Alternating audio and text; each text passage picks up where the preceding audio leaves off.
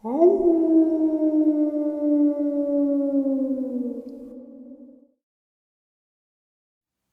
greetings and salutations, everyone. I hope everyone is doing well today. Today, I'm going to share with you one of my favorite subjects, theories, scientific proof, I guess, what have you. But before we get into that, a couple links I'd like to share. As you know, I rely on Patreon, PayPal, and my merch to help the channel to continue to grow and go. The Patreon and PayPal links are in the description below. My merch is displayed directly below this video. Also, Dogman Frightening Encounters, Volume 1, 2, and 3, the audiobook versions. They were written and researched by Tom Lyons, narrated and produced by me, Jeffrey Nadolny. Those audiobooks are available on Audible, Amazon, and iTunes, the links to which are also in the description as well. Now, everyone, I have taken far too much of your time. Let's get on with today's upload. Shall we? So, as the majority of you know, not only do I narrate encounters and interview people who have had encounters, but I am fascinated with the scientific part of cryptozoology. Not a debunking, but like a figuring out what and where they came from.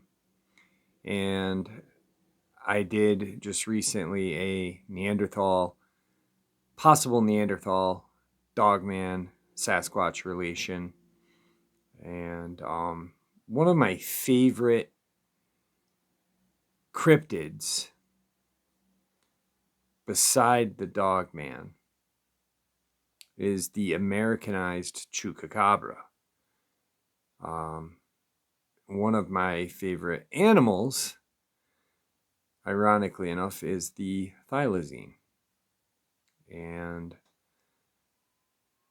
a person who I admire two people that are in the scientific and entertainment business.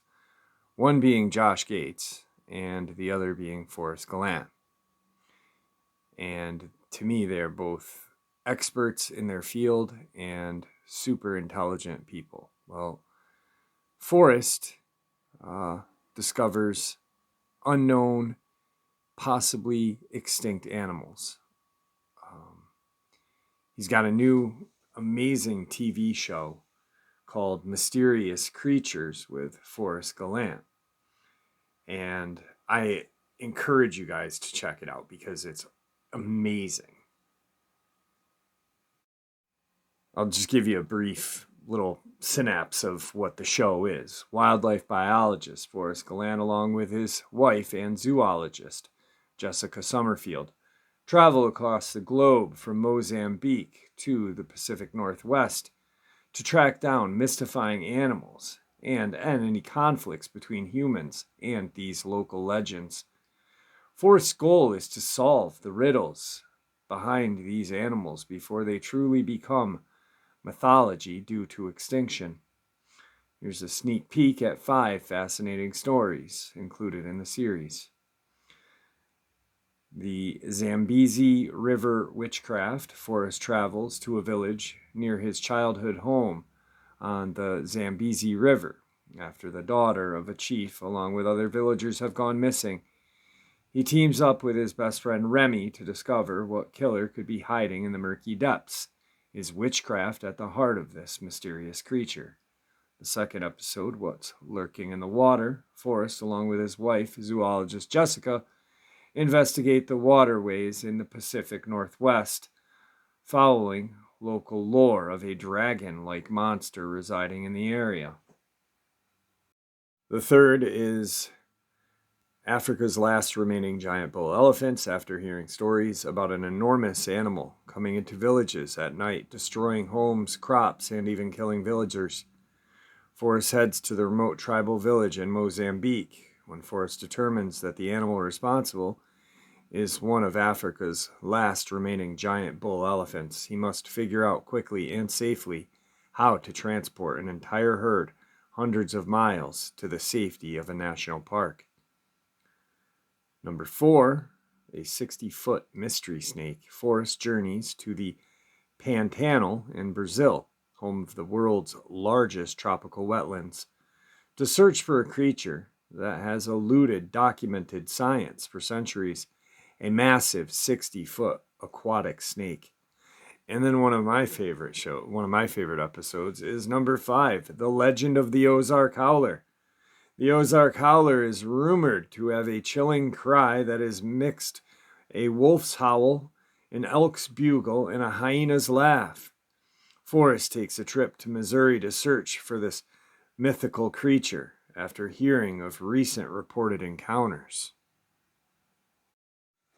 Now, I'm sharing this with you because, well, Forrest was on Joe Rogan, and they were discussing creatures, and you know how Rogan is. He talks about aliens. He talks about everything. Little disappointed the other week when he kind of shot down Sasquatch, though. But that's on him. But Forrest was talking about the Americanized chupacabra. And I say Americanized because the Central American, Puerto Rican chupacabra is more lizard-like than the Americanized one. A lot of legend points to lizard-like creature and UFO phenomenon surrounding the Central American, Puerto Rican chupacabra, whereas the North American one resembles that of a dog with a very large mouth, huge. And Forrest thinks that the Americanized or American chupacabra is a thylacine. Apparently in 1913, I believe, off the coast of North Carolina, there were 2 breeding pair of thylacine on a ship heading to New York to the Brooklyn Zoo, and the ship crashed. Well, his theory is that these 2 breeding pair escaped the crash, washed ashore, and through geographic evolution, they turned into what we see now, and people mistake as a chupacabra. If you look at a thylacine, their mouths are enormous, and it's almost like their bottom jaw detaches when you look at it, but it doesn't. So that's his theory. Well, I've got a very interesting scientific article that I really want to share with you, and so let's get into it. For many years, a large marsupial cat has been known to the inhabitants of Queensland as a yari to the Aboriginals, and later as a farming nuisance, and today as brief glimpses of a large, out-of-place mammal in Queensland. The first dated account of a large predatory feline-like mammal in Queensland is from 1889, when naturalist and explorer Carl Lumholtz described an animal known as the yari, as told to him by natives. In his book, Among Cannibals, I want to note the following section is taken directly from his book and does include very racist descriptions of Aboriginals, which is absolutely not okay. But I didn't feel it was appropriate to censor it. This is that excerpt. During my association with these savages, I learned that on the summit of the coast mountains, before mentioned, there live 2 varieties of mammals which seemed to me to be unknown to science. But I had much difficulty in acquiring this knowledge. One of the animals they call yari. From their description, I conceived it to be a marsupial tiger. It is said to be about the size of a dingo, though its legs are shorter and its tail long. And it is described by the blacks as being very savage. If pursued, it'll climb into the trees where the natives do not dare follow it. And by gestures, they explained to me how at some times it will growl and bite their hands, rocky retreats where its most favorable habitat, and its principal food was said to be a little brown variety of wallaby, common to northern Queensland scrub. Its flesh is not particularly appreciated by the blacks, and if they accidentally kill a yari, they will give it to their old woman. In Queensland, I heard much about this animal, which seemed to me to be identical with the yari here described, and a specimen was once nearly shot by an officer of the black police in the regions I am now visiting. Interestingly, the other of the two varieties of mammals yet unknown to science is today known as Lumholtz's tree kangaroo.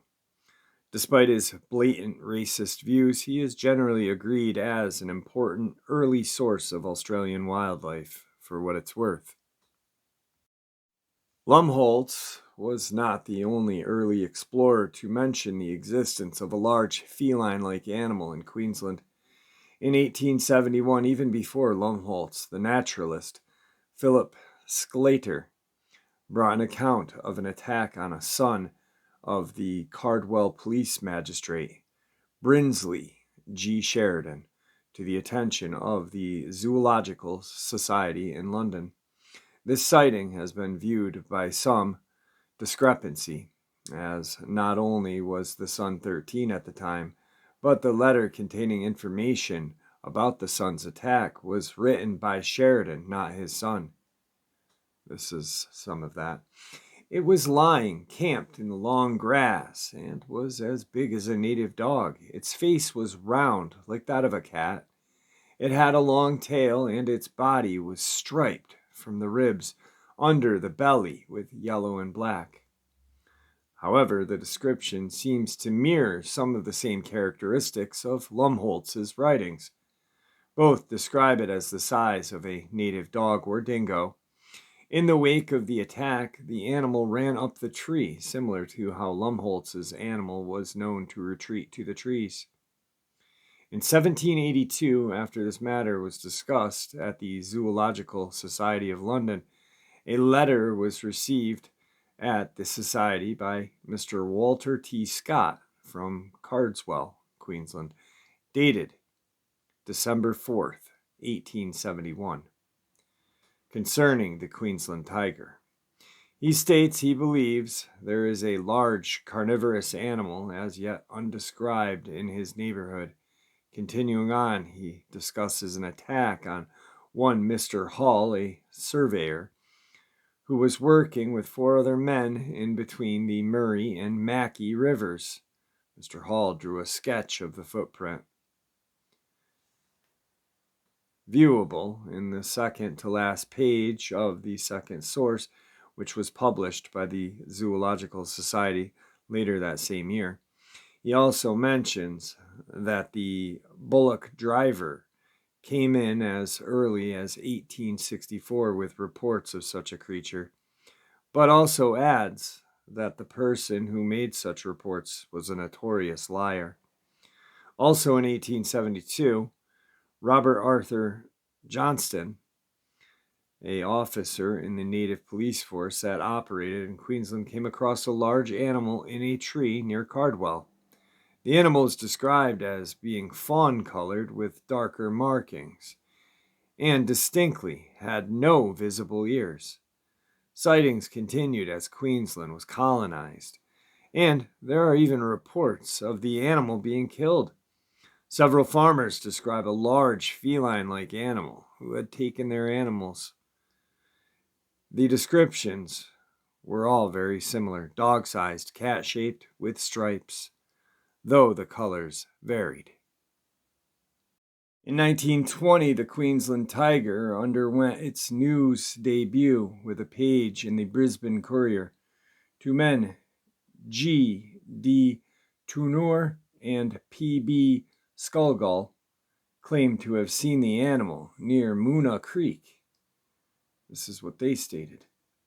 We dismounted and were startled to find the cause to be a large animal of the cat tribe, standing about 20 yards away, aside of a very dead calf, glaring defiance at us, and emitting what I can only describe as the growling whine. As far as the gathering darkness and torrential rain allowed us to judge, he was nearly the size of a mastiff, of a dirty fawn color, with the whitish belly, broad blackish tiger stripes. The head was round with rather prominent lynx-like ears, but unlike that feline, there is a tail reaching to the ground and large pads. We threw a couple of stones at him, which only made him crouch low and his ears lay flat, and emit a raspy snarl, vividly reminiscent of the African leopard's nocturnal wood-sawing cry, beating an angry tattoo on the grass with its tail. He looked so ugly and ready to spring that we felt a bit windy, but on our making a rush and cracking our stock whips, he bounded away to the bend of the creek, where he turned back and growled at us. It's easy to see the similar descriptions, although this one does note the creature has a lynx-like ear, in contrast to Johnstone's no-eared sighting. Throughout the early 20th century, this animal continued to make a nuisance of itself to Queensland farmers, with an assorted report of cat-like footprints as well as some unsubstantiated reports of cats being shot and killed in 1896. 1926, there was an additional unsubstantiated report of one being killed by a pack of dogs that same year, and in 1932. It should be noted, I have not been able to corroborate the source or veracity of these sightings. However, they have been mentioned in several different forums that I have seen. Also, another discrepancy is, yes, the lynx-like ears, but the massive mastiff-sized body. A mastiff is ginormous compared to a dingo. I mean, yeah, dingoes are, about the size of our coyotes here in America. Nowhere near the size of a mastiff. So that's another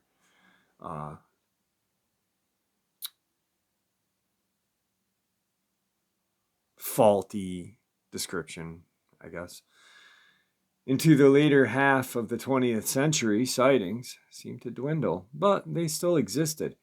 In the spring of 1940, Nigel and Charlie Tutt were hiking on Mount Stanley when they saw a large feline sunning itself on a stump. It's reddish with dark brown stripes all over its body and legs.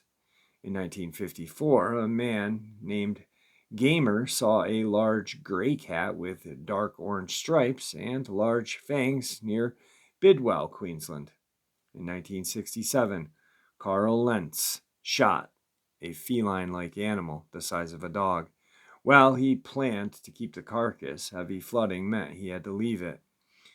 In 1968, a large animal was sighted near Mount Bartle. Ferrer described with a nose shorter and broader than a dog. Interestingly, that last creature that was talked about resembles the Ozark howler. Very short muzzle and very broad shoulders. Just a observation. Interestingly, this creature has been photographed. In 1964, Rilla Martin took a picture of the creature, the size of a Labrador, while driving near the Ozenkad Nook. While the photo has drawn heavy criticism, the brother of Rilla Martin, John Martin, believes it to be totally accurate and has said so in numerous interviews. One of the more descriptive ones comes from a Gary Opit. But it should be noted that he is a known cryptozoologist, which obviously casts some doubt on this sighting, which he saw while driving down Brisbane's Gold Coast Highway in 1969. See, cryptozoology, what we all love and hold near and dear, is not taken seriously in the scientific community. But we're supposed to take everything that they tell us seriously. It just doesn't make sense. But also, there has been numerous Dogman sightings on the Gold Coast within just the last couple of years, to be frank with you. Now, this is what Gary Opit states. It emerged about 30 meters in front of the car on my side of the road, the left hand or eastern side, and I saw its head, shaped something like a mastiff dog, protrude from the vegetation, and watched it walk across the grassy road verge and onto the bitumen. I applied the brake, not wanting to hit what I at first saw, a dog. Then I accelerated up to it when I realized that it was not a dog.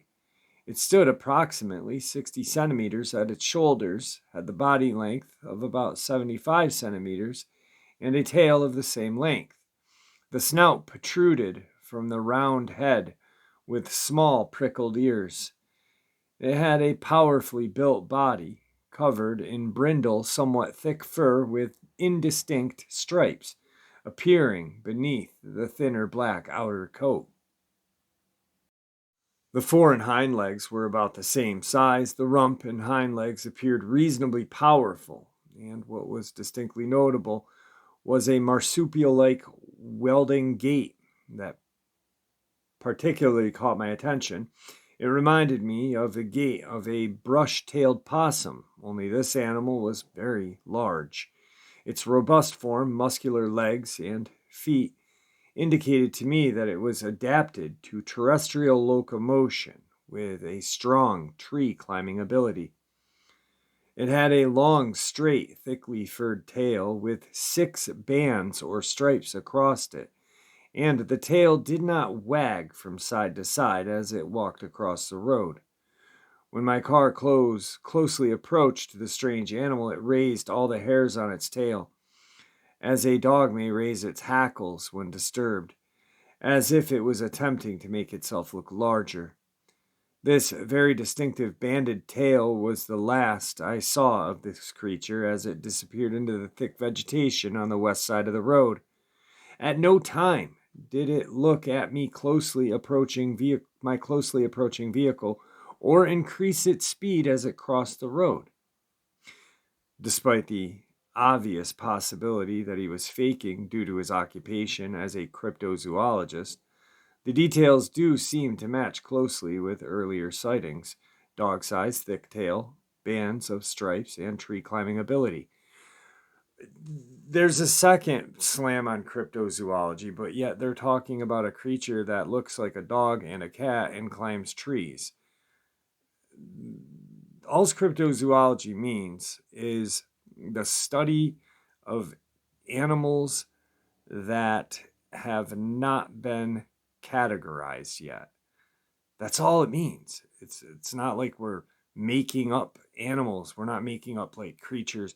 Oh, a jellyfish with a dog head. Like these are actual sightings of creatures that many people have seen, and we document them, all of us. They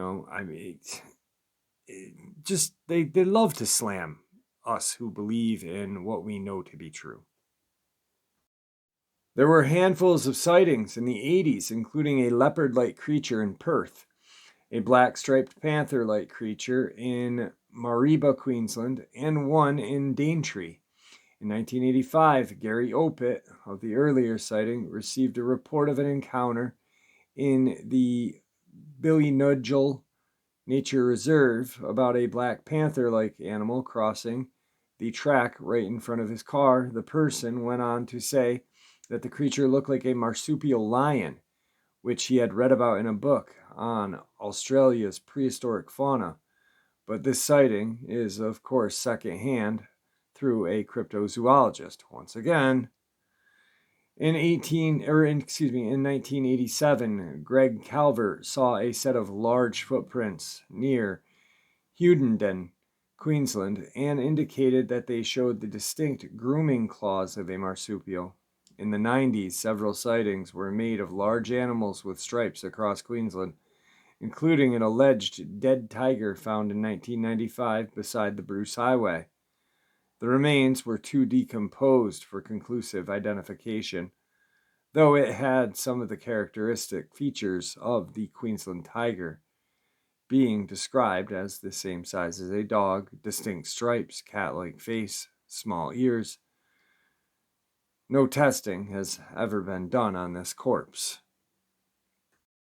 Into the 2000s, stories about a feline-like critter posted about on forums dedicated to finding what it was, and even reached the local news sources. Farmers in the area still report animals going missing and tracks from a large predator.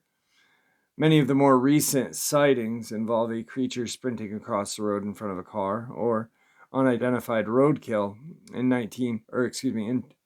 2017, a team was launched from James Cook University to conduct a field survey in Queensland, looking for the tiger, amongst other things. So, just what is the Queensland tiger? The descriptions are fairly consistent.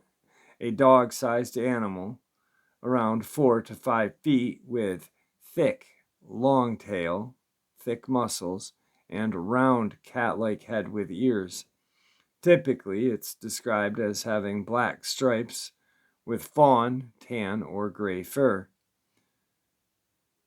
though dark brown and black coloring has been reported. It is native to Queensland, usually seen among the rocky areas with trees. Some theories. The earliest recorded sighting occurred in 1871. A 13-year-old boy, a demographic not exactly known for their honesty. Throughout the description, many sightings have been made by people who would be described as untrustworthy, and many of the earlier sightings are all second to third hand. Also had a severe difficulty to try to pin down first-hand sources of accounts. Many blogs seem to source many of the accounts that are described here from a 2002 publication entitled Mysterious Creature, A Guide to Cryptozoology.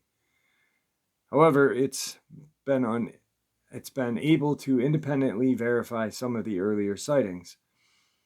I don't have access to this book, so I cannot check what sources they've used.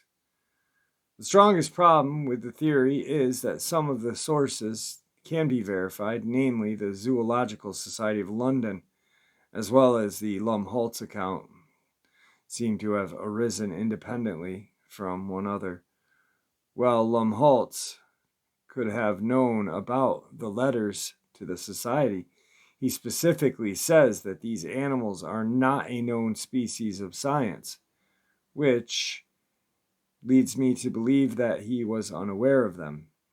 Additionally, there are cave paintings said to depict one such animal, which indicates that the Yowie was known to the Native Americans before European travel.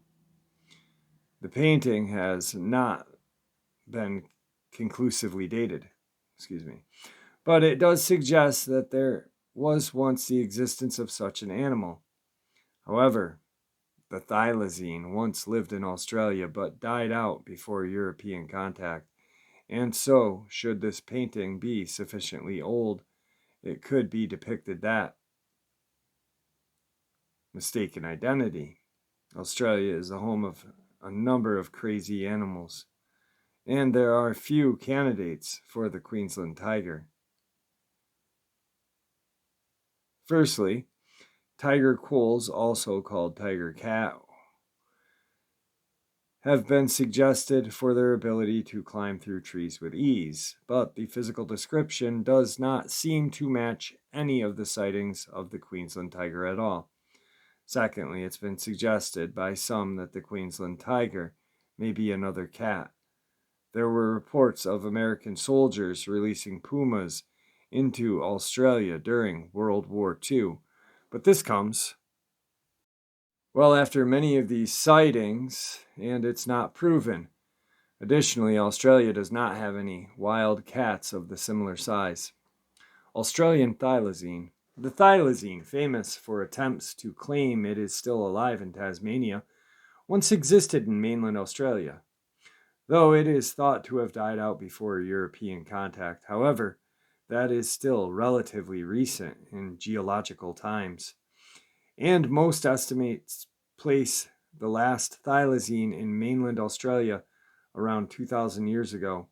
While not particularly recent, it is not impossible that a small community of them could exist until now in Queensland's wilderness. The thylacine shares some characteristics with the Queensland tiger. It is of appropriate size with stripes and somewhat similar build, including a thick tail. However, its face does not resemble what is described of most sightings, and it is not one to climb trees. For what it's worth, Elias Turton, an Australian zoologist who for all intended purposes seems reliable, believed that the Queensland tiger was the mainland variant of the thylacine. The marsupial lion. The thylacine is not Australia's only marsupial predator. Isolated from the majority of the world in ecological purposes, the continent developed very distinct animals, including the overabundance of marsupials.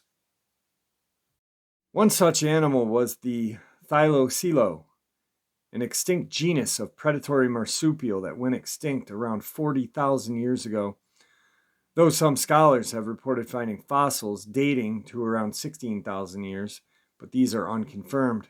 While its name, marsupial lion, may imply relation to those of the Simba fame, these lions are not closely related and are simply named such because they share a similar size and occupy the same niche as a large predator. Fossils have been found around Australia, including in Queensland, and they seem to match closely this creature. The marsupial lion was a stocky creature with a round cat-like head, with pseudo-opposable thumb on their paws, suggesting they spent a lot of time in trees, many of the caves. Things thought to be of a marsupial lion. Humans arrived in Australia around 48,000 years ago, so there was some overlap. Are thought to have showed striped coats, but there is no definitive proof of that. They had thick fangs, similar to the descriptions of long teeth on the Queensland tiger. However convincing this may be, it is important to note it is unconfirmed.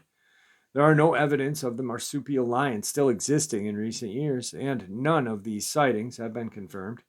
Even if they managed to survive the European contact, they may have died out with colonization and went the way of their thylacine cousin. So what is the Queensland tiger?